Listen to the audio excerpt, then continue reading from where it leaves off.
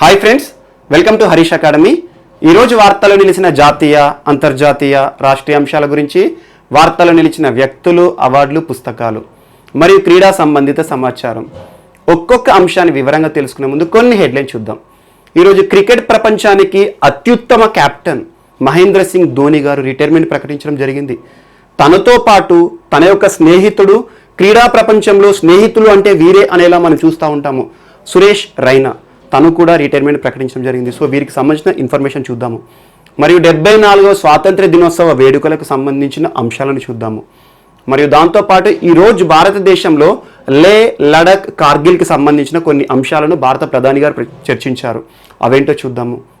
మరియు తిరునగరి రామానుజం గారికి సంబంధించి తెలంగాణ ప్రభుత్వం చేసిన ఇటీవల ఒక ప్రకటన కానివ్వండి. మరియు వాటితో పాటు ఈ రోజున రైతులను ఆదుకోవడానికి బ్యాంకులు ముందుకొస్తున్నాయి. అందులో భాగంగా ఎస్బీఐ మరియు హెచ్డిఎఫ్సికి సంబంధించిన అంశం కానివ్వండి. మరియు భాషలకు సంబంధించి వర్నాక్యులర్ లాంగ్వేజెస్ సంబంధించి ఈరోజు సుప్రీంకోర్టు ప్రధాన న్యాయమూర్తి గారు ఒక వ్యాఖ్య చేశారు. అదేంటి?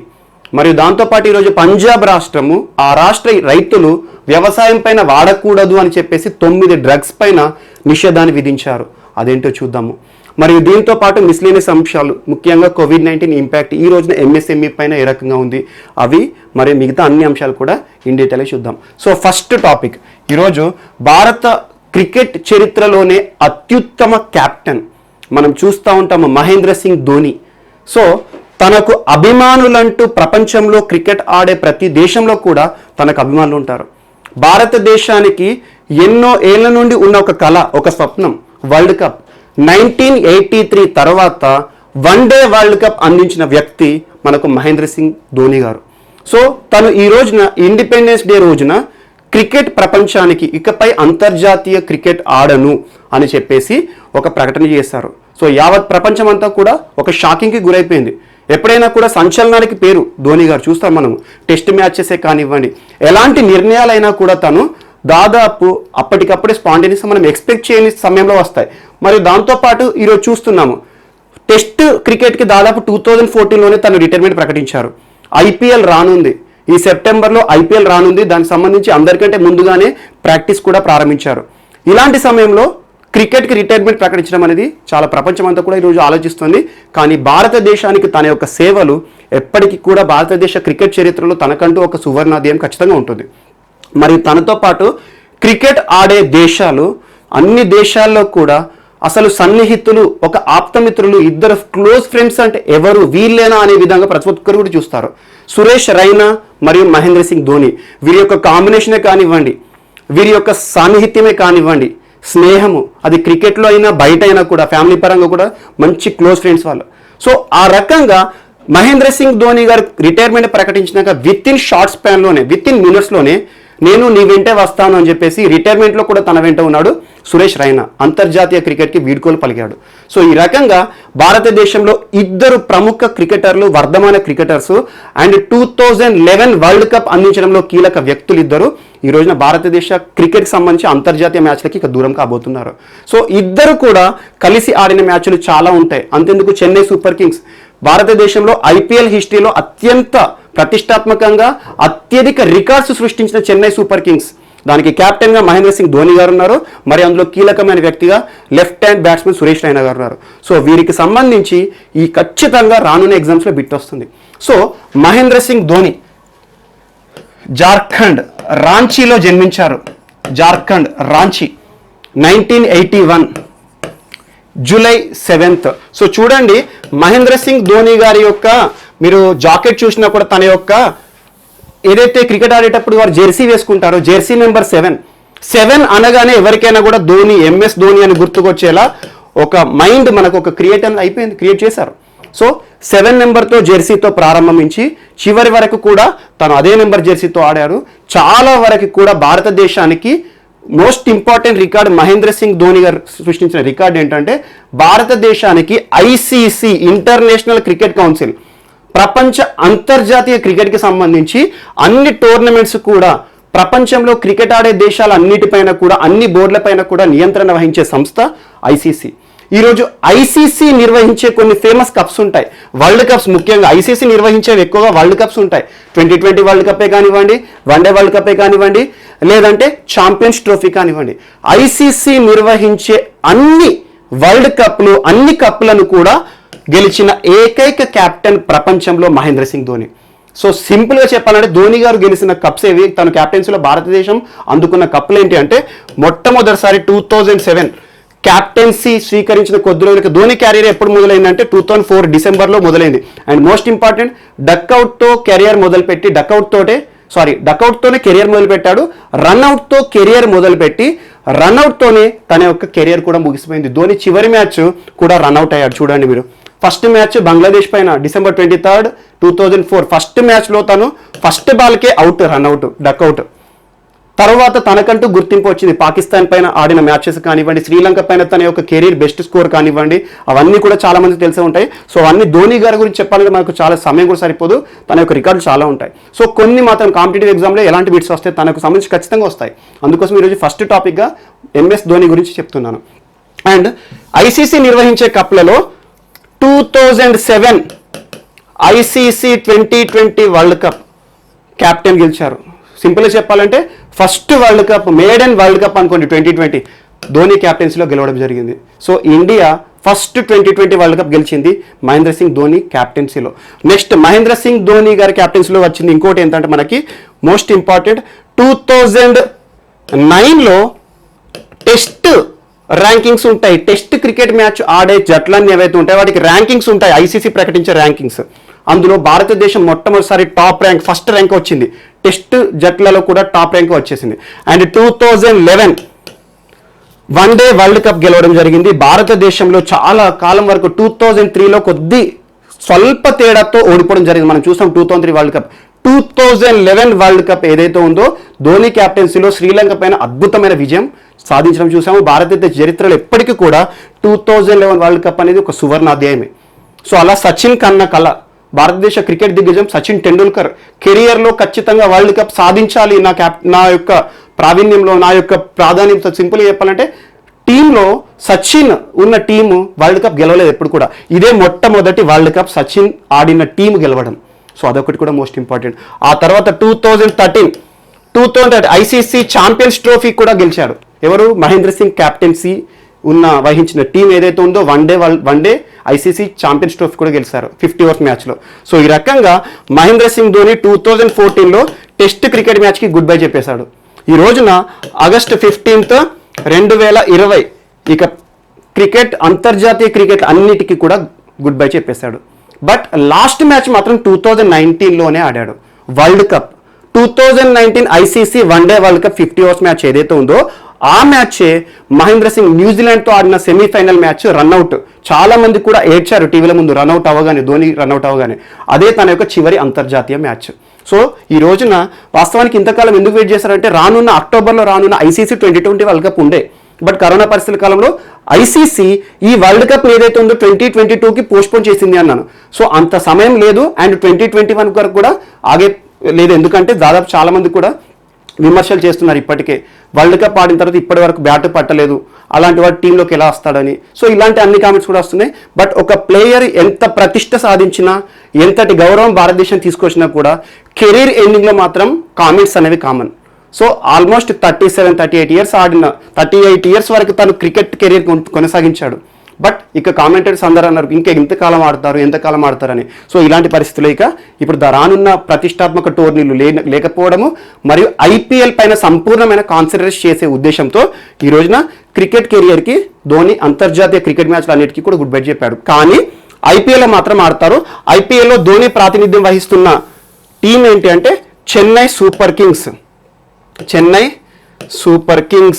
సో ఈ చెన్నై సూపర్ కింగ్స్ దాదాపు ప్రపంచ చరిత్రలో ఇప్పుడు మనకు ఐపీఎల్ ఏదైతే ఉందో Indian Premier League BCCI conduct చేసే ఐపీఎల్లో అత్యంత రికార్డులు చెన్నై సూపర్ కింగ్స్ చేతిలోనే ఉన్నాయి. అది ఏ టీం తీసుకున్నా, విన్నింగ్స్ తీసుకున్నా, మోస్ట్ ప్లేయర్డ్ మ్యాచెస్ తీసుకున్నా, మోస్ట్ క్యాప్టెన్సీ తీసుకున్నా. సో చెన్నై సూపర్ కింగ్స్కి ప్రతిష్టాత్మకమైన విన్నింగ్స్ అన్ని కూడా ధోని క్యాప్టెన్సీలోనే జరగడం జరిగింది. అంతేందుకు సింపుల్గా లాస్ట్ ఇయర్ జరిగిన ఐపీఎల్ కప్ గెలవడంలో కూడా ధోని పాత్ర కీలకం. సో ఈ రకంగా ధోని తన కెరీర్లో 90 టెస్ట్ మ్యాచ్లు ఆడాడు, 350 వన్డే మ్యాచెస్ ఆడారు. దాదాపు ఈ మ్యాచెస్ అన్నింటిలో కూడా తనకంటూ ఆటలో ముద్ర అనేది ఉంది. సో ఒక వికెట్ కీపరు, ఒక బ్యాట్స్మన్, ఒక మంచి బెస్ట్ ఫినిషర్. సో ఆ రకంగా ధనాధన్ ధోని అని చెప్పేసి చాలామంది అంటారు. హెలికాప్టర్ షాట్తో ప్రపంచం అంతా తెలిసిన వ్యక్తి. ఈరోజు ధోని మ్యాచెస్కి అంతర్జాతీయ మ్యాచెస్ మనం చూసే అవకాశం లేకుండా పోయింది ఇక. అండ్ రానున్న ఐపీఎల్లో మాత్రం ఖచ్చితంగా ధోని కనబడతాడు. అండ్ నెక్స్ట్ ఇదే చెన్నై సూపర్ కింగ్స్ అండ్ ఇదే టీం ఏదైతే ఉందో 2011 వరల్డ్ కప్లో ఆడిన కీలక వ్యక్తి సురేష్ రైనా. తను కూడా ధోని అండ్ సురేష్ రైనా అంటే ప్రపంచానంతరికీ తెలుసు, వీళ్ళిద్దరు ద బెస్ట్ ఫ్రెండ్స్ అని చెప్పేసి.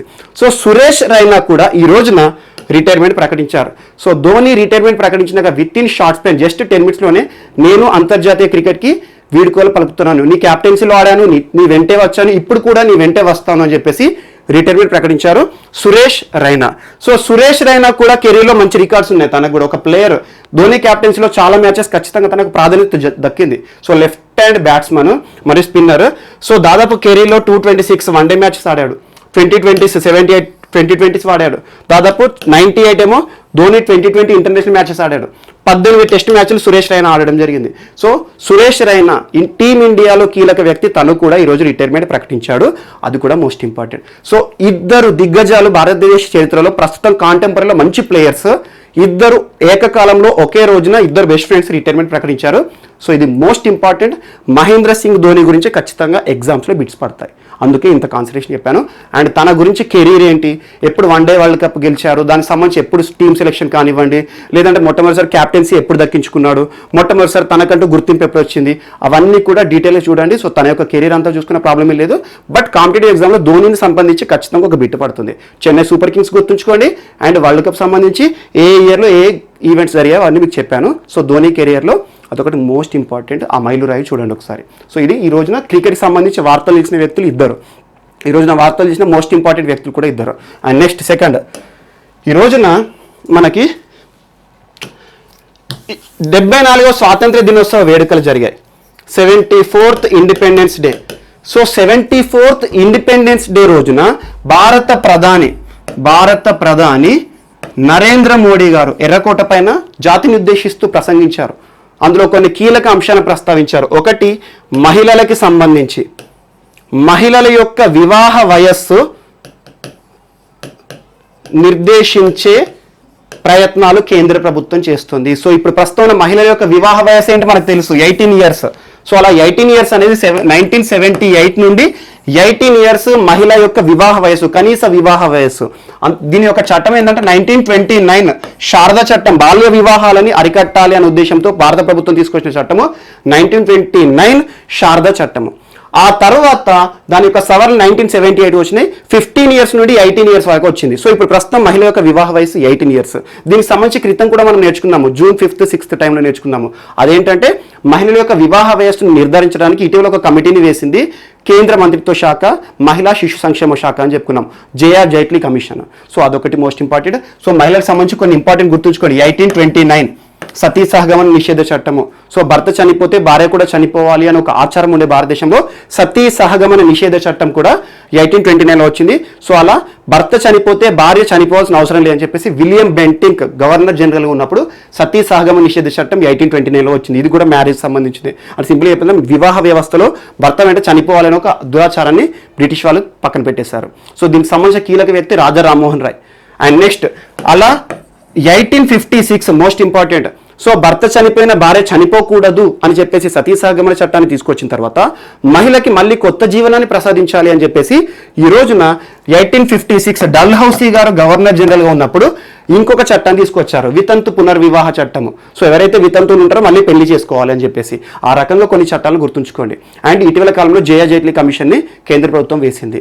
అండ్ మహిళల యొక్క వివాహ వయసు సంబంధించి ఈరోజు ప్రధానమంత్రి నరేంద్ర మోడీ గారు కూడా ప్రసంగించారు. అండ్ దీని సందర్భంగా ఇంకొక మాట కూడా చెప్పారు, మహిళలకు సంబంధించి ప్రధానమంత్రి జన ఔషధి కేంద్రాలు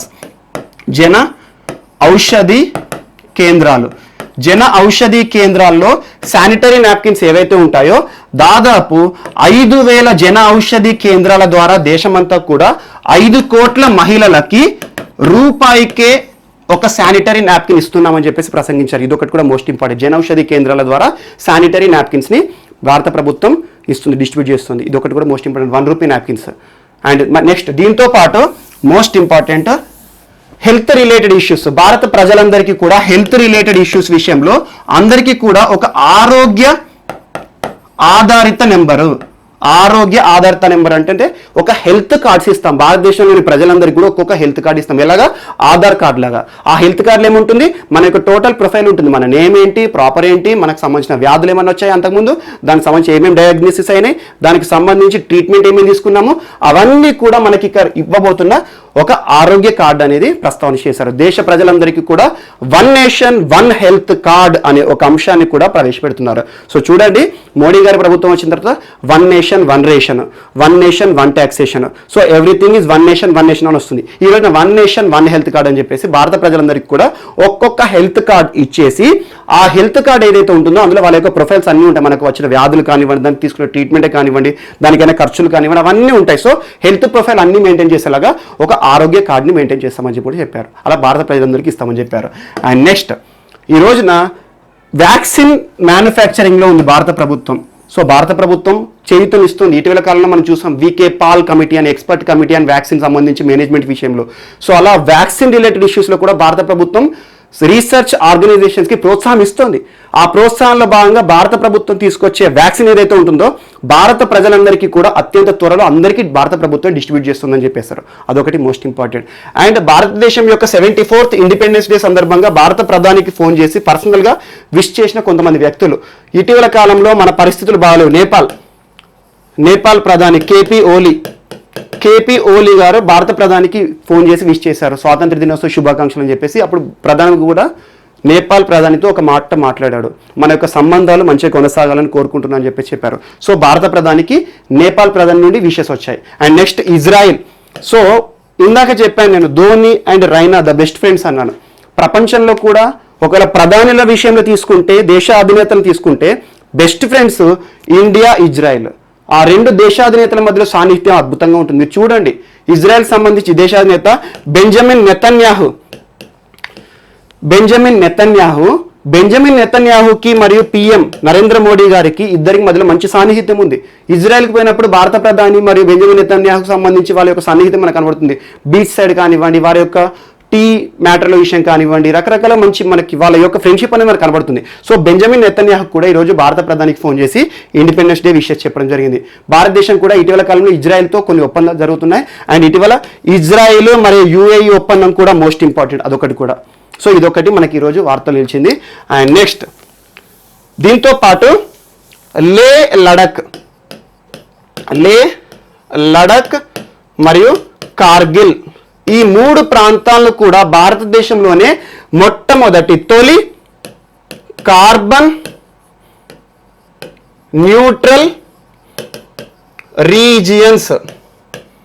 రీజియన్స్గా గుర్తిస్తున్నట్టుగా ఒక రీజియన్, ఫస్ట్ రీజియన్ ఏ ప్రాంతము, ఈ మూడు ఉన్న ప్రాంతం ఏదైతే ఉంటుందో ఈ రీజియన్ని భారతదేశంలోనే మొట్టమొదటి కార్బన్ న్యూట్రల్ రీజియన్గా గుర్తించి దానిని దేశంలోనే ప్రతిష్టాత్మకంగా చేస్తామన్నారు. సో జమ్మూ కాశ్మీర్కి అత్యంత ప్రాధాన్యం ఇస్తుంది భారత ప్రభుత్వం. చూస్తున్నాం మనం, after repealing article 370 many preferences are being given to Jammu Kashmir, మనం రెగ్యులర్గా చూస్తున్నాం.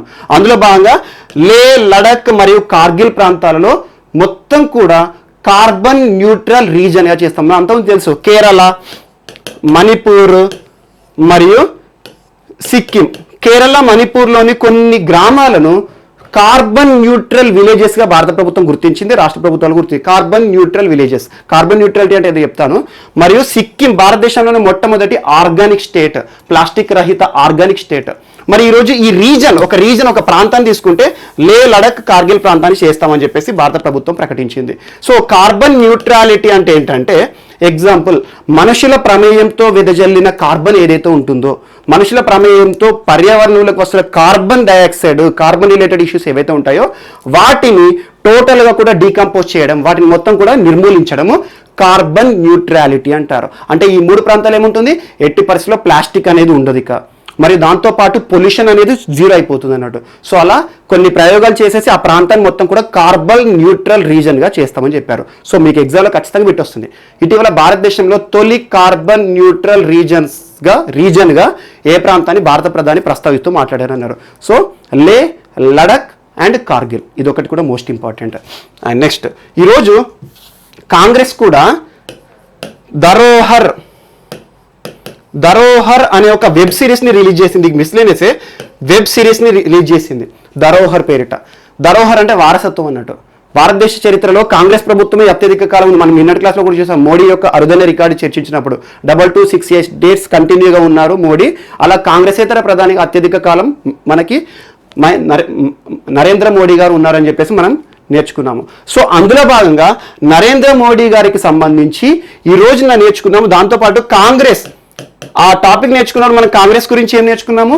అత్యధిక కాలం భారతదేశాన్ని పరిపాలించిన పార్టీ కాంగ్రెస్ అన్నాను. అలా కాంగ్రెస్ సంబంధించి కీలక నేతలు జవహర్లాల్ నెహ్రూ, ఇందిరాగాంధీ, మన్మోహన్ సింగ్ అని నేర్చుకున్నాం అత్యధిక కాలం. వారి తర్వాత మనకి ఈ రోజున నరేంద్ర మోడీ గారు వాళ్ళతో జాయిన్ అయ్యే అవకాశం ఉంది. అంటే సింపుల్గా చెప్పాలంటే ఏంటి, వారి కాలాన్ని బీట్ చేసే అవకాశాలు కూడా ఉన్నాయి. ఎందుకంటే మన్మోహన్ సింగ్ కాలాన్ని ఎట్లా వస్తుంది, ఎందుకంటే 2020 ఇప్పుడు 24 వరకు నరేంద్ర మోడీ గారు ప్రధానిగా ఉంటారు. సో నరేంద్ర మోడీ గారు ప్రధానిగా ఆల్మోస్ట్ 10 years కంప్లీట్ అవుతుంది. ఆ తర్వాత పరిస్థితి చూడాలి. సో ఇప్పుడు కాంగ్రెస్ ధరోహర్ అనే పేరిట ఏ అంశాన్ని ప్రస్తావించింది అంటే, కాంగ్రెస్ ప్రభుత్వ కాలంలో భారతదేశంలో వ్యవసాయ రంగంలో జరిగిన అభివృద్ధి, పారిశ్రామికంగా భారతదేశం ఏ రకంగా ఎదుగుదల చూసింది, మరియు సర్వీస్ సెక్టార్ సేవా రంగంలో ఏ రకంగా చూసింది, మరి అన్నిటికంటే మోస్ట్ ఇంపార్టెంట్ లౌకిక భావన విషయంలో భారత ప్రజల మధ్యలో ఎలాంటి సంబంధాన్ని ప్రోత్సహించింది అని కాంగ్రెస్ చేసిన అన్ని అంశాలను కూడా ధరోహర్ అనే ఒక పేరిట ఒక వెబ్ సిరీస్ని కాంగ్రెస్ పార్టీ అధికారికంగా రిలీజ్ చేసింది. ఇది ఒకటి కూడా most important. And next vote of confidence, విశ్వాస పరీక్ష అంటారు. విశ్వాస పరీక్ష అంటే ఏంటంటే సింపుల్గా చెప్తాను. ఎగ్జాంపుల్, ఒక ప్రభుత్వం ఏర్పాటైంది, ఒక అసెంబ్లీ తీసుకోండి. ఎగ్జాంపుల్ తెలంగాణ కానీ ఏ అనే ఒక స్టేట్ తీసుకోండి. ఏ అనే ఒక స్టేట్లో అసెంబ్లీ స్థానాలు, ప్రజలు ఎన్నుకునే అసెంబ్లీ స్థానాలు 200 ఉన్నాయి. ఇందులో మ్యాజిక్ ఫిగర్ అంటే ఏంటి, /2 + 1 అంటే 101 స్థానాలు ఎవరికైతే ఒక పార్టీకి వస్తాయో వారు రాష్ట్రంలో ప్రభుత్వాన్ని ఏర్పాటు చేయొచ్చు. లేదా కూటమి ఒకటి లేదా ఇంకొక పార్టీ కలిసేసి ఈ మ్యాజిక్ ఫిగర్ చూపించినా కూడా రాష్ట్రంలో ప్రభుత్వాన్ని ఏర్పాటు చేయొచ్చు. సో అలా మ్యాజిక్ నెంబర్ అనేది ఇంపార్టెంట్. కొన్ని కారణాల ద్వారా ఈ కూటమి ప్రభుత్వాలు ఏవైతే ఉంటాయో, కూటమిలో కొన్ని సంబంధాలు చెడిపోయినప్పుడు ఒక పార్టీ బయటకు వచ్చింది అనుకోండి, ఈ మ్యాజిక్ నెంబర్ అనేది డౌన్ అయిపోతుంది. సో ఆటోమేటిక్గా ప్రభుత్వం మైనార్టీలో పడిపోతుంది. సో అలాంటి సమయంలో వీరు అసెంబ్లీలో కానివ్వండి, అయితే కేంద్ర ప్రభుత్వం అయితే పార్లమెంట్లో కానివ్వండి, వాళ్ళు విశ్వాస పరీక్షని ఎదుర్కోవాలి. విశ్వాస పరీక్ష అంటే ఏంటంటే సింపుల్గా మా యొక్క బలాన్ని నిరూపించుకుంటామని చెప్పేసి సభావేదికగా స్పీకర్ ముందట, సభాధ్యక్షుని ముందట వాళ్ళు మన ప్రభుత్వానికి ఎంతమంది మద్దతు ఉంటుంది అంటే, మ్యాజిక్ ఫిగర్ నెంబర్ వచ్చింది అనుకోండి, సగం కంటే ఒకటి ఆ రోజు ప్రజెంట్ అయిన మెంబర్స్ ఉంటారు కదా సభలో, ఆ సభలో ప్రజెంట్ అయిన మెంబర్లో కనీసం 1/2 + 1 మినిమం మెజారిటీ వచ్చిందనుకోండి సభలో, ఆటోమేటిక్గా ఆ ప్రభుత్వం కొనసాగుతుంది. ఒకవేళ మెజారిటీ లేదనుకోండి, ప్రభుత్వం ప్రవేశపెట్టే విశ్వాస పరీక్షలో ఓడిపోయినప్పుడు, ప్రభుత్వం ఓడిపోతే రాజీనామా చేసినట్లే ఆటోమేటిక్గా. సో ప్రభుత్వం ప్రవేశపెట్టిన విశ్వాస పరీక్షలో నెగ్గితే ప్రభుత్వం కొనసాగుతుంది. ఇదొకటి మోస్ట్ ఇంపార్టెంట్. సో ఇదొకటి, ఎందుకంటే విశ్వాస పరీక్ష ఎవరు పెడతారు, ప్రభుత్వాన్ని పరిపాలించేవారు. విశ్వాస పరీక్ష, అవిశ్వాస పరీక్ష అంటే ప్రభుత్వం పైన సభలోని వ్యతిరేక పార్టీలు అంటే ప్రతిపక్ష పార్టీలు ప్రవేశపెడతాయి. అవిశ్వాస తీర్మానము నెగ్గితే ప్రభుత్వం రాజీనామా చేయాలి.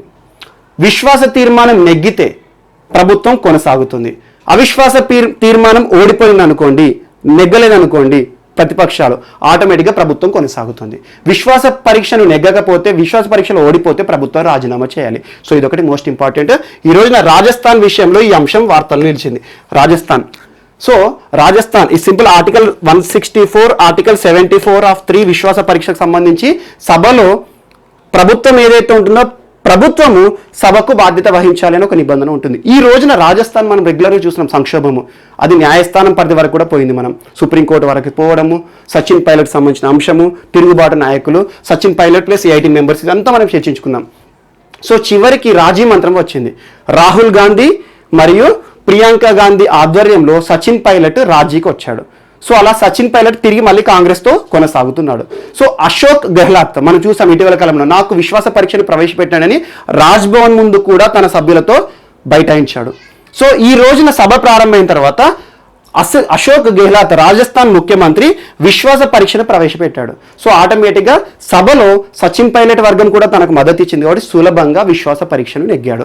ఒకవేళ విశ్వాస పరీక్షలో సచిన్ పైలట్ అండ్ వర్గం గిట్ట ఒకవేళ మద్దతు ఇవ్వలేదు అనుకోండి, ఆటోమేటిక్గా ప్రభుత్వం మైనార్టీలో పడిపోతే రాజీనామా చేయాల్సిన పరిస్థితి.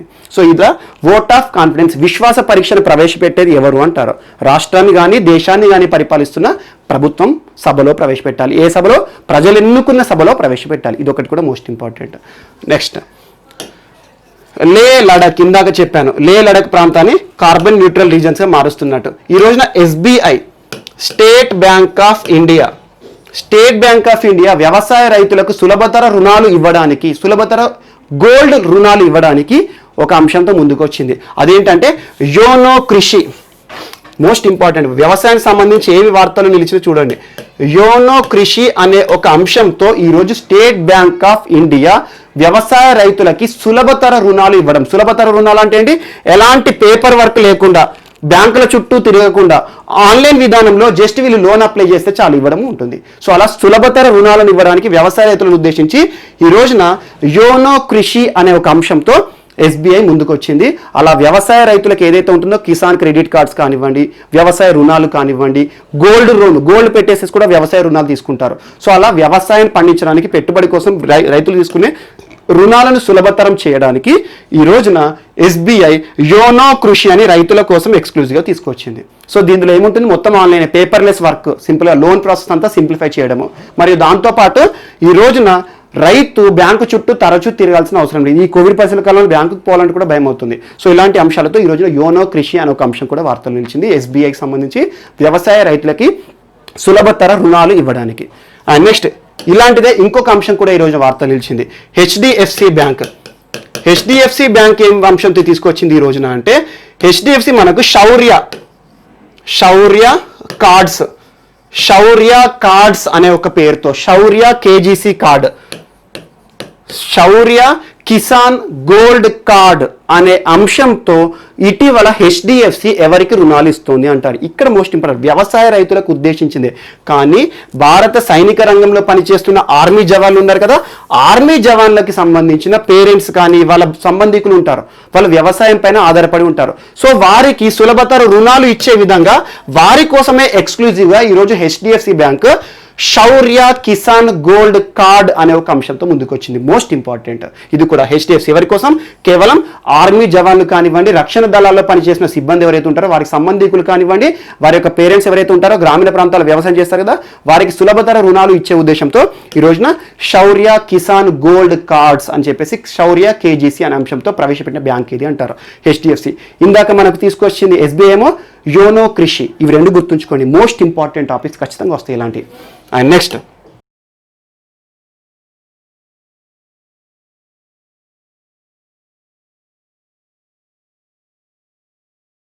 సో ఇటీవల కాలంలో మనం పంజాబ్ రాష్ట్ర ప్రభుత్వానికి సంబంధించిన కొన్ని అంశాలను రెగ్యులర్గా నేర్చుకుంటున్నాం. సో ఇటీవల కెనాల్ బేస్డ్ వాటర్ సప్లై అనే అంశం కానివ్వండి, లేదా ఒక క్రికెట్ స్టేడియం సంబంధించి నేమ్ విషయంలో కానివ్వండి, మరియు స్మార్ట్ కనెక్టివిటీ స్కీమ్ అని స్కూల్ విద్యార్థినులకు ప్రభుత్వం అధికారికంగా సెల్ ఫోన్ డిస్ట్రిబ్యూషన్ చేయడం కానివ్వండి, అలా అమరీందర్ సింగ్ గారి ప్రభుత్వం ఈరోజు కాంగ్రెస్ ప్రభుత్వం పంజాబ్లో చేస్తున్న కొన్ని సంక్షేమ కార్యక్రమాలను మనం చూస్తున్నాం. ఈ రోజున పంజాబ్ రాష్ట్ర ప్రభుత్వం అధికారికంగా పంటలపై, వ్యవసాయ పంటలపై వాడకూడని డ్రగ్స్కి సంబంధించి ఒక అధికారిక ఉత్తర్వులను జారీ చేసింది. మనం చూస్తూ ఉంటాము తరచూ పంటలపై విపరీతంగా కెమికల్స్ వాడుతున్నారు కొంతమంది. సో అలా వాడడం ద్వారా ఏమవుతుందంటే సాయిల్ యొక్క ఫర్టిలిటీ తగ్గిపోవడం, అండ్ మోస్ట్ ఇంపార్టెంట్ మృత్తికలంతా కూడా కెమికల్స్తో నిండిపోతున్నాయి. రకరకాల కెమికల్స్, మొత్తం కూడా కెమికల్స్ యొక్క ఒక ఆవాసంలో తయారవుతుంది భూమి అని చెప్పేసి కేంద్ర ప్రభుత్వం కూడా ఇటీవల కొన్ని డ్రగ్స్ని బ్యాన్ చేసింది. పంటలపై విపరీతంగా వాడకూడదని కొన్ని యాంటీబయాటిక్స్ని మనం చూసాము. ఎగ్జాంపుల్, సెంట్రల్ ఇన్సెక్టిసైడ్ బోర్డు ఇటీవల టెట్రాసైక్లిన్ స్ట్రెప్టోమైసిన్ అనే యాంటీబయాటిక్స్ని పంటలపై వాడకండి అని, మరియు గ్లైఫోసైడ్ కానివ్వండి, అలా రకరకాల డ్రగ్స్ని కేంద్ర ప్రభుత్వం జారీ చేస్తుంది. వీటిని వాడకండి, తరచూ మెల్లమెల్ల 2022 వరకు కొన్ని డ్రగ్స్ని బ్యాన్ చేయండి, పంటలపై ఎట్టి పరిస్థితుల్లో వాడకండి, వాటిని వాడితే ఖచ్చితంగా శిక్షార్హులు అవుతారని చెప్పేసి కేంద్ర ప్రభుత్వం చెప్తుంది. ఈ రోజున పంజాబ్లో విపరీతంగా అగ్రో కెమికల్స్ని వాడుతున్నారు, డ్రగ్స్ని వాడుతున్నారు పంటలపైన, పంటను పండించడానికి, ఉత్పాదకతను పెంచడానికి, భూమి యొక్క సామర్థ్యము పెంచడానికి అని చెప్పేసి. కానీ ఫ్యూచర్ యొక్క జనరేషన్స్ లాస్ అవుతాయి, కెమికల్స్ నిండిపోతాయని చెప్పేసి పంజాబ్ రాష్ట్ర ప్రభుత్వం అధికారికంగా 9 డ్రగ్స్ని, అగ్రో కెమికల్స్ అంటే అగ్రికల్చర్లో వాడే కెమికల్స్ని బ్యాన్ చేసింది. అండ్ మోస్ట్ ఇంపార్టెంట్, భారతదేశంలో వ్యవసాయ పంటల విషయంలో ఏ డ్రగ్స్ని వాడాలి, ఏ డ్రగ్స్ ని వాడకూడదు పంటలపై అని చెప్పేసి చెప్పడానికి, నియంత్రించడానికి ఒక చట్టం ఉంది. Insecticides act, central insecticides act 1968, అది 1971లో అమల్లోకి వచ్చింది. దాని కింద ఏ డ్రగ్స్ పంటలపైన వాడొచ్చు, ఏ కెమికల్స్ వాడొచ్చు, ఏవి వాడకూడదు, ఏవి లిమిటేషన్లో వాడొచ్చు, కంట్రోల్గా వాడొచ్చు అని చెప్పేసి కొన్ని నియమ నిబంధనలు ఉంటాయి. సో వాటితో పాటు ఈ రోజున పంజాబ్ రాష్ట్ర ప్రభుత్వం అధికారికంగా 9 డ్రగ్స్ని వాడకండి, రాష్ట్రంలో ఎట్టి పరిస్థితుల్లో ఉత్పాదకను పెంచకండి, వాటిని వాడి అవసరమైతే ఎంత వస్తుందో ప్రొడక్షన్ సరిపోతుందని చెప్పేసి రైతులకు ఆదేశాలు ఇచ్చారు. సో అందులో కొన్ని డ్రగ్స్ ఇక్కడ మీకు నేను అండర్లైన్ చేశాను. సో వాటికి సంబంధించిన ఇన్ఫర్మేషన్ చూసుకోండి.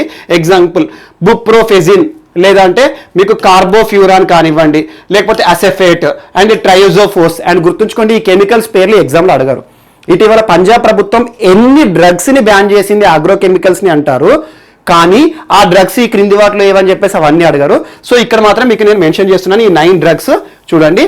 అవి according to central insecticide act ఆధారంగా కొన్ని నియంత్రిత డ్రగ్స్ ఉంటాయి, కొన్ని అనియంత్రిత డ్రగ్స్ ఉంటాయి. కానీ ఈరోజు పంజాబ్ రాష్ట్ర ప్రభుత్వము రాష్ట్రంలో రైతులు వాడకూడదని 9 డ్రగ్స్ని నిషేధం చేసింది. ఆ 9 డ్రగ్స్ పేర్లు అయితే ఇవి ఉన్నాయి, కానీ పేర్లు మీరు చూసుకోవాల్సిన అవసరం లేదు, ఎగ్జామ్కి రిస్క్ అవసరం లేదు, ఎందుకంటే ఈ కెమికల్స్ పేర్లు ఎప్పుడైనా అడగడు. కానీ కేంద్ర ప్రభుత్వం బ్యాన్ చేసిన డ్రగ్స్ అడుగుతారు. ఇటీవల కాలంలో యాంటీబయాటిక్స్ మీరు చూడండి, స్ట్రెప్టోమైసిన్, టెట్రాసైక్లిన్ లాంటి యాంటీబయాటిక్స్, గ్లైఫోసైట్ కానివ్వండి, ఇలాంటి డ్రగ్స్ గుర్తుంచుకోండి కేంద్ర ప్రభుత్వం బ్యాన్ చేస్తే. సో ఒక రాష్ట్ర ప్రభుత్వం బ్యాన్ చేస్తే, ఒకవేళ స్టేట్ గవర్నమెంట్ మన రాష్ట్రాలు తెలుగు రాష్ట్రాలకు బ్యాన్ చేస్తే మాత్రం చూసుకోండి, తప్పితే వేరే రాష్ట్రం కూడా అవసరం లేదు. కాకపోతే ఈ ఇటీవల కాలంలో 9 డ్రగ్స్ని వ్యవసాయం పైన వాడకూడదు బ్యాన్ చేసిన రాష్ట్ర ప్రభుత్వం ఏదే అంటారు.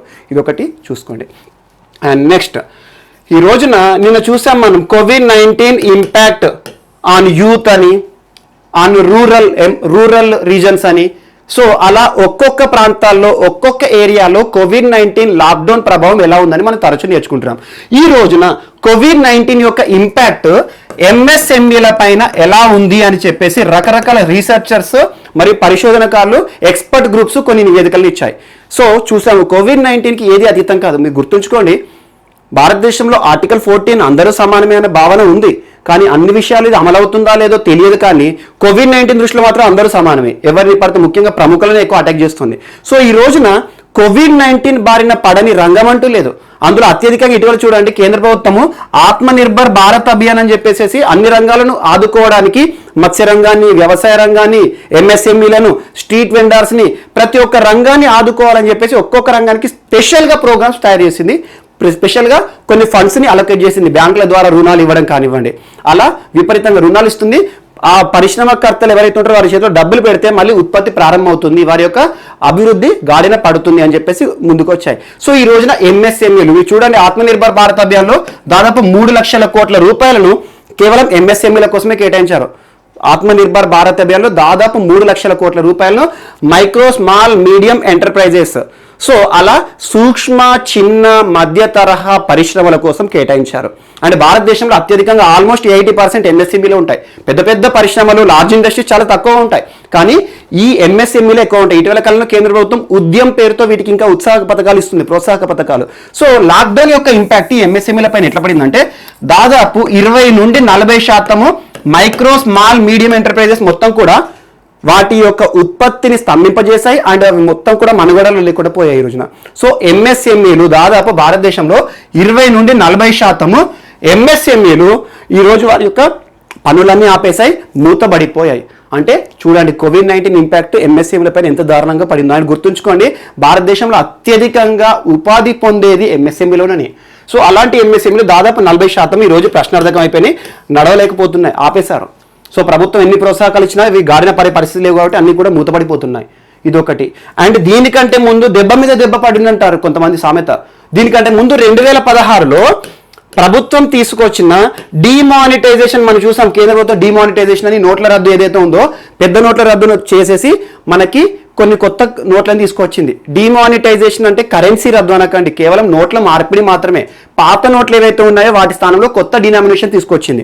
అలా డిమానిటైజేషన్ ప్రక్రియ 2016లో తీసుకొచ్చిన తర్వాత కొన్ని రోజుల పాటు అలా ఎంఎస్ఎంఈలు ఇబ్బంది పడ్డాయి. అండ్ మోస్ట్ ఇంపార్టెంట్ 2017 నుండి మనకి GST, one nation one taxation విషయంలో జిఎస్టీని అమలు చేసింది కేంద్ర ప్రభుత్వం. అలా జిఎస్టీ అమలు చేసినాక కూడా కొంతకాలం పాటు వీటిపైన ప్రభావం పడింది. అలా ఒక్కదాని తర్వాత ఒకటి కంటిన్యూగా రావడం ద్వారా దాదాపు భారతదేశంలో ఈరోజు 40% ఎంఎస్ఎంఈలు వాటి యొక్క ఉత్పత్తిని ఆపేస్తాయి. సో లే ఆఫ్ ప్రకటించేశాయి. సో అలా ఎంఎస్ఎంఈల పైన ప్రభావం కోవిడ్-19 దారుణంగా పడింది. ఆటోమేటిక్గా ఏమవుతుంది, పరిశ్రమల పైన పడిందంటే ఆ పరిశ్రమల పైన ఆధారపడిన ఉపాధి పొందిన వారందరూ కూడా ఈరోజు లైఫే ప్రశ్నార్థకమైంది, ఉపాధి కోల్పోయిన వారు అవుతున్నారు. సో ఇదొకటి ఇంపార్టెంట్. అండ్ 2016 ఏమో డిమానిటైజేషన్, 2017 జిఎస్టీ, అండ్ ఇప్పుడు 2020 ఏదైతే ఉందో కోవిడ్-19. అలా ఒక్కొక్క అంశం ఆధారంగా ఎంఎస్సీలు మొత్తం కూడా ఈ రోజున మొత్తం కూడా పాతాళానికి పోయాయని చెప్పేసి కొంతమంది ఎక్స్పర్ట్ గ్రూప్ చెప్పడం జరిగింది. అండ్ నెక్స్ట్ ఈ రోజున చూడండి, journal of environmental chemical engineering అనే ఒక మ్యాగజైన్. సో కొన్ని రీసెర్చ్ పేపర్స్ వస్తూ ఉంటాయి, రీసెర్చ్ పేపర్స్, మ్యాగజైన్స్. సో ఈ పేరుతో ఒక మ్యాగజైన్ ఈ రోజున రిలీజ్ అయింది. ఐఐటి ఢిల్లీ రిలీజ్ చేసింది. IITD, Indian Institute of Technology Delhi వారు ఒక రీసెర్చ్ పేపర్ని రిలీజ్ చేశారు. ఏ పేరుతో అంటే journal of environmental chemical engineering అనే పేరుతో రిలీజ్ చేసిన పేపర్లో ఏం చెప్పారంటే, తరచూ మనం చర్చించుకుంటున్న ఒక నది విషయాన్ని మళ్ళీ ప్రస్తావించారు. ఇటీవల కాలంలో మనం చూసాము, అమ్మోనియం కాన్సన్ట్రేషన్ విపరీతంగా పెరుగుతోంది ఒక నదిలో అని యమునా నది గురించి ప్రస్తావించాము. అండ్ ఇటీవల ఢిల్లీ ప్రభుత్వాన్ని మరియు కేంద్ర ప్రభుత్వాన్ని ఇటీవల న్యాయస్థానాలు కూడా యమునా నది పక్కన కూడా మొత్తం కూడా సాలిడ్ వేస్ట్ డిపాజిట్ అవుతోంది, చెత్త మొత్తం సేకరణ అక్కడనే చేస్తున్నారు, వాటిని కంట్రోల్ చేయండి లేకపోతే మీ పైన యాక్షన్ తీసుకుంటాము, ఎన్విరాన్మెంటల్ ఇంపాక్ట్ అసెస్మెంట్ మేము మీ మీద చూస్తాము అని చెప్పేసి న్యాయస్థానాలు కూడా అడుగుతున్నాయి, యమునా నది పరివాహక ప్రాంతాల్లో ఉన్న మొత్తం కూడా. సో మళ్ళీ ఈ రోజున యమునా నది మళ్ళీ వార్తలు నిలిచింది. ఈ ఐఐటి ఢిల్లీ వారు ఈ పేపర్లో, ఈ జర్నల్లో ఒక అంశాన్ని ప్రస్తావించారు.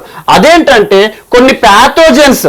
ఆ ప్యాథోజన్స్ ఏంటంటే మల్టీ డ్రగ్ రెసిస్టెంట్ ప్యాథోజన్స్.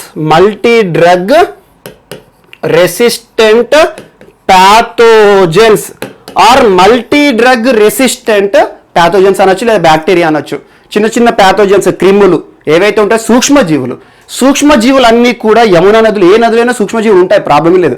కానీ సూక్ష్మజీవులను మనం క్లోరినేషన్ కానివ్వండి, ఆ వాటర్ని శుద్ధి చేసే ప్రక్రియలో మనకు కంటికి కనిపించని మైక్రో ఆర్గానిజమ్స్ అన్ని చనిపోతాయి.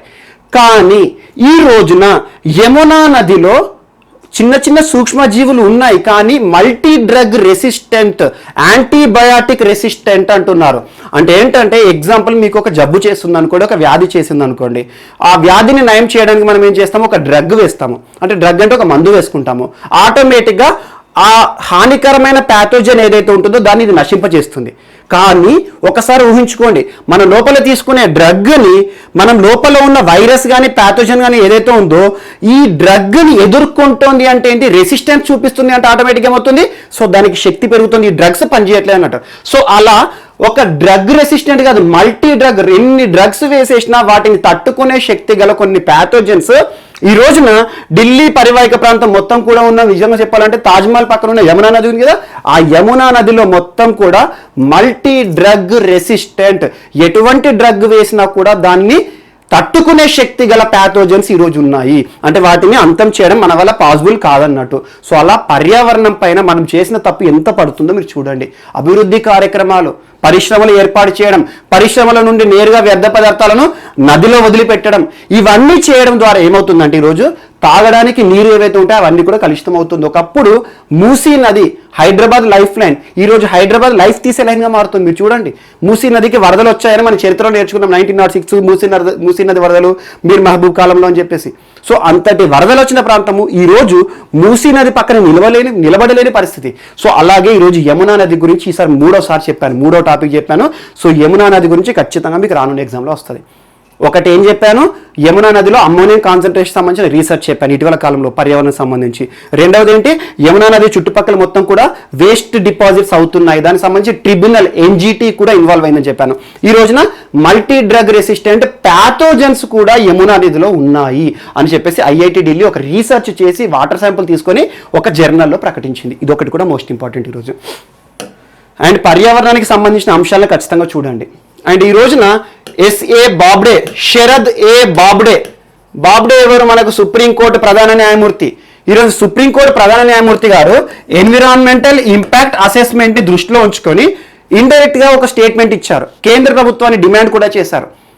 సో అఫీషియల్ లాంగ్వేజెస్ యాక్ట్ అని ఒక యాక్ట్ ఉంటుంది, మన పార్లమెంట్ తీసుకొచ్చారు. అఫీషియల్ లాంగ్వేజెస్ యాక్ట్ 1963 అధికారిక భాషల చట్టం 1963 అనే ఒక చట్టాన్ని సవరణ చేయండి అని చెప్పేసి ఎవరు ప్రకటించారు? ఈ రోజున కేంద్ర ప్రభుత్వాన్ని ఎవరు డిమాండ్ చేస్తున్నారు? సుప్రీంకోర్టు ప్రధాన న్యాయమూర్తి, భారతదేశ ప్రధాన న్యాయమూర్తి శరద్ ఏ బాబ్డే, ఎస్ఏ బాబ్డే గారు ఈ రోజున కేంద్ర ప్రభుత్వాన్ని వినతి అడుగుతున్నారు. కారణం ఏంటంటే ప్రభుత్వం నుండి వచ్చే గవర్నెన్స్ ఏదైతే ఉంటుందో, పరిపాలన, ఈ రోజున పరిపాలన కేవలం 2 భాషల్లోనే వస్తుంది. ఒకటి ఇంగ్లీష్ అండ్ హిందీ. ప్రభుత్వం రిలీజ్ చేసే, కేంద్ర ప్రభుత్వం రిలీజ్ చేసే ఏవైతే ఉంటాయో అన్ని కూడా అధికారికంగా ఈ 2 భాషల్లోనే వస్తాయి, అయితే ఇంగ్లీషు లేకపోతే హిందీ. సో ఈ వీటిని ఏం చేస్తారంటే ప్రభుత్వ పరిపాలనని అన్ని భాషల్లో కూడా మీరు చేయండి, అన్ని భాషల్లో జీవోలు రిలీజ్ చేయండి. సో వర్నాక్యులర్ లాంగ్వేజెస్కి కూడా ఇంపార్టెన్స్ ఇవ్వండి. ఒక్కొక్క రాష్ట్రానికి ఒక్కొక్క భాష ఉంటుంది, ఆ భాషలన్నిటి కన్సిడర్ చేయండి. At least schedule 8 of the Indian కాన్స్టిట్యూషన్ని ఈ అఫీషియల్ లాంగ్వేజెస్ యాక్ట్ కింద తీసుకురండి అని చెప్పేసి, మళ్ళీ దీనికి సంబంధించి 348 1 ఆర్టికల్, 348 2 ఆర్టికల్ని కూడా మెన్షన్ చేశారు. ఇవన్నీ కూడా భాషలకు సంబంధించినవే. అండ్ రాష్ట్ర ప్రభుత్వంలో ఎలా ఉంటుంది పరిపాలన? ఆ రాష్ట్ర భాష, మాతృభాషకు సంబంధించి ఉంటుంది అండ్ కంపల్సరీ ఇంగ్లీష్లో ఉంటుంది. సో అలా జీవోలు ఉన్నాయి. సో ఈ రోజున కేంద్ర ప్రభుత్వం నుండి వచ్చేటి కూడా వర్నాక్యులర్ లాంగ్వేజ్లో కూడా పరిపాలన కొనసాగించండి అని చెప్పారు. దీనికి సంబంధించి section 7 of official languages act 1963ని సవరించండి అని కూడా చెప్పారు. ఇది ఒకటి కూడా ఇంపార్టెంట్. సో ఈ ఒక్క చట్టాన్ని గుర్తుంచుకోండి, అఫీషియల్ లాంగ్వేజెస్ యాక్ట్ 1973. ఓకే, అది దేనికి సంబంధించింది? అధికారిక భాషలు. ఏ విషయంలో? ప్రభుత్వం నుండి వచ్చే పరిపాలనకు సంబంధించిన భాషలు. ఈరోజు హిందీ, ఇంగ్లీష్తో పాటు అన్ని భాషల్లో చేయండి అని చెప్పేసి జీవోలు కానీ ఎలాంటి ఉత్తర్వులను జారీ చేయండి అని ఎస్ఏ బాబ్డే గారు ఇటీవల కాలంలో ఒక ప్రభుత్వాన్ని డిమాండ్ చేశారు. అండ్ మోస్ట్ ఇంపార్టెంట్ చూడండి, ఎందుకు ఈ అంశం వార్తలకు వస్తుందంటే ఇటీవల ఎన్విరాన్మెంటల్ ఇంపాక్ట్ అసెస్మెంట్కి సంబంధించి చాలా మంది కూడా కేంద్ర ప్రభుత్వాన్ని అడుగుతున్నారు.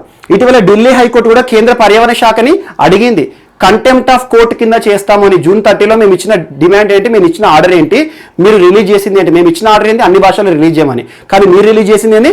కేవలం 2 భాషల్లోనే రిలీజ్ చేస్తున్నారు. సో కంటెంప్ట్ ఆఫ్ కోర్ట్ అనేది ఇటీవల మనం నేర్చుకున్నాము, క్రితం క్లాసులో నేర్చుకున్నాము. సో ఢిల్లీ హైకోర్టు కేంద్ర ప్రభుత్వాన్ని పర్యావరణ శాఖ మంత్రిని కూడా అడగడం జరిగింది. అదొకటి కూడా ఇంపార్టెంట్. అండ్ నెక్స్ట్ ఈ రోజున ఇంకొక అంశం ఏంటంటే, రాజ్నాథ్ సింగ్ గారు, రక్షణ శాఖ మంత్రి రాజ్నాథ్ సింగ్ గారు ఒక పోర్టల్ని తీసుకొచ్చారు, శ్రీజాన్ అనే ఒక పోర్టల్ని తీసుకారు. ఇదేంటంటే 1 stop shop solution for all defence related issues. అంటే డిఫెన్స్కి సంబంధించి అన్ని అంశాలను కూడా సులభతరం చేయడానికి ఒక పోర్టల్, ఆన్లైన్ పోర్టల్ తీసుకొచ్చారు. అది ఏంటంటే శ్రీజాన్. సో శ్రీజాన్ అనే పోర్టల్ ఇటీవల వార్తలు నిలిచింది. ఏ మంత్రిత్వ శాఖకి సంబంధించింది, ఏ రంగానికి సంబంధించింది అంటారు? డిఫెన్స్కి సంబంధించింది, రక్షణ శాఖకి సంబంధించింది. సో ఇటీవల రాజ్నాథ్ సింగ్ గారు ఈ పోర్టల్ని లాంచ్ చేయడం జరిగింది, శ్రీజాన్ పోర్టల్. అండ్ ఇంకొకటి కూడా మినిస్ట్రీ ఆఫ్ ట్రైబల్ అఫైర్స్. ఇటీవల మినిస్ట్రీ ఆఫ్ ట్రైబల్ అఫైర్స్ సంబంధించి మనం తరచు నేర్చుకుంటున్నాం. ఇటీవల మనం ట్రైబల్ రిలేటెడ్ మ్యూజియం సంబంధించి ఆ 9 మ్యూజియంలు ఎక్కడెక్కడ ఉన్నాయో నేర్చుకున్నాము. అన్నిటికంటే పెద్దది నేర్చుకున్నాం. అర్జున్ ముండా గారి ఆధ్వర్యంలో ఉన్న మినిస్ట్రీ ఆఫ్ ట్రైబల్ అఫైర్స్ ఏదైతే ఉంటుందో ఈ రోజున స్వాస్థ్య అనే ఒక పోర్టల్ని రిలీజ్ చేసింది. స్వాస్థ్య అనే ఒక పోర్టల్ రిలీజ్ చేసింది. ట్రైబల్ రిలేటెడ్ వాళ్ళ హెల్త్ ఇష్యూస్ కానివ్వండి, ట్రైబల్ సంబంధించి గిరిజన ప్రాంతాలకు సంబంధించిన సమస్యలు ఏవైతే ఉంటాయో ఆరోగ్యపరమైన సమస్యలు అన్నింటినీ కూడా తీసుకురావడానికి ఒక 1 స్టాప్ సొల్యూషన్ అన్నట్టు ఇది కూడా. సో అలా ట్రైబల్ రిలేటెడ్ పోర్టల్, ఇది అంత పెద్ద అవసరం లేదు. కాకపోతే శ్రీజాన్ గురించి చూసుకోండి, ఎందుకంటే తరచూ మనం డిఫెన్స్ కనబడుతుంది కాబట్టి డిఫెన్స్ సంబంధించి ఇదేమో స్వాస్థ్య అండ్ అదేమో శ్రీజాన్. ట్రైబల్ అఫైర్స్కి సంబంధించినేమో స్వాస్థ్య పోర్టల్ మరియు డిఫెన్స్ రంగానికి సంబంధించినేమో శ్రీజాన్ పోర్టల్. ఇది ఒకటి ఇంపార్టెంట్. అండ్ నెక్స్ట్ తెలంగాణకి సంబంధించిన ఒక మోస్ట్ ఇంపార్టెంట్, అంతకుముందు మనం నేర్చుకున్నాం, ఇండికేటివ్గా నేర్చుకున్నాం. ఈ సంవత్సరం 2020 సంవత్సరానికి సంబంధించి దాశరథి కృష్ణమాచార్య అవార్డు ఎవరికి దక్కింది అని చెప్పేసి మనం నేర్చుకున్నాము. ఆ క్వశ్చన్ కూడా మనం తమ్నేలో పెట్టుకున్నాము. తిరునగరి రామానుజం గారు, తిరునగరి రామానుజం గారు సంస్కృతి సాహితీవేత్త. సో ఇటీవల ఆగస్టు 15 నాడు తెలంగాణ రాష్ట్ర ముఖ్యమంత్రి కేసీఆర్ గారు స్వయాన ప్రగతి భవన్లో తిరునగరి రామానుజం గారికి సన్మానం చేసేసి దాశరథి కృష్ణమాచార్య పురస్కారం 2020ని తనకి ఇచ్చారు. దానికి సంబంధించి ఒక జ్ఞాపిక ఇచ్చారు అండ్ 1,116 రూపాయల నగదు బహుమానం కూడా ఇచ్చారు. ఎందుకంటే ఆ పురస్కారంలో వచ్చే ఏదైతే ఉంటుందో. అండ్ తన అప్పుడు సంబంధించి తెలంగాణ ప్రాంతం నుండి ఒక గర్వించదగ్గ సాహితీవేత్త తిరునగరి అని చెప్పేసి తన గురించి చెప్పారు. అక్షరమాల మరియు అక్షరమాల, తిరునగరీయం లాంటి మంచి మంచి కావ్యాలను కథలు రాశాడు. అండ్ సంస్కృత భాషలో కూడా చాలా ప్రావీణ్యం ఉన్న వ్యక్తి తిరునగరి రామానుజం గారు. ఈ రోజున వార్తలు నిలిచారు, తన గురించి అంతము చేర్చుకున్నాం. కానీ ఆగస్ట్ 15 రోజున మళ్ళీ కేసీఆర్ గారు తనకు సంబంధించి సన్మానం చేయడం జరిగింది. అలా వార్తల్లో నిలిచిన వ్యక్తి చూడండి, తిరునగరి రామానుజం సార్ ఎవరైతున్నారో తన గురించి కూడా తెలంగాణ పార్టీ నుండి బిట్ వస్తుంది. ఇది ఒకటి కూడా మోస్ట్ ఇంపార్టెంట్. సో ఇవి మనకి ఈరోజు వార్తలో నిలిచిన అంశాలు. అండ్ ఆగస్ట్ 15 రిలేటెడ్ ఇష్యూస్ ఏవైతే ఉంటాయో ఆ రోజు మొత్తం కూడా స్వాతంత్ర దినోత్సవ సంబరాలు అవి ఉంటాయి కాబట్టి కొన్ని ఇష్యూస్ తక్కువగా ఉంటాయి. బట్ మిస్లేనియస్ ఇష్యూస్ ఏమైనా ఉన్నా కూడా మనం రేపటి క్లాస్లో చూద్దాము. అండ్ మోస్ట్ ఇంపార్టెంట్ చూడండి, ఓట్ ఆఫ్ కాన్ఫిడెన్స్ ఏదైతే ఉంటుందో, కాన్ఫిడెన్స్ మోషన్, విశ్వాస పరీక్ష, దానికి సంబంధించి మాత్రం ఖచ్చితంగా పాలిటీ పార్టీలో చూసుకోండి. అండ్ అఫీషియల్ లాంగ్వేజెస్ యాక్ట్ సంబంధించి అది కూడా చూసుకోండి. అండ్ ఇలాంటి ఇష్యూస్ ఖచ్చితంగా పాలిటీ పార్టీకి రిలీజ్ చేసుకోండి. అది ఏదైతే ఉందో ఇందాక చెప్పాను మీకు, కాన్ఫిడెన్స్ మోషన్ సంబంధించి ఇటీవల కాలంలో అశోక్ గెహ్లాట్ సంబంధించి విశ్వాస పరీక్షలో నెగ్గడం ద్వారా రాజస్థాన్లో ఏర్పడిన రాజకీయ సంక్షోభము సమసిపోయింది. అదొక్కటి ఇంపార్టెంట్. సో కాన్ఫిడెన్స్ మోషన్ ఎవరు ప్రవేశపెడతారు అంటారు, ప్రభుత్వం ప్రవేశపెడుతుంది. నో కాన్ఫిడెన్స్ మోషన్, అవిశ్వాస తీర్మానం ఎవరు ప్రవేశపెడతారంటారు, ప్రభుత్వం నుండి కాకుండా ప్రతిపక్షం నుండి ఎవరైనా ప్రవేశపెట్టవచ్చు. అదొకటి.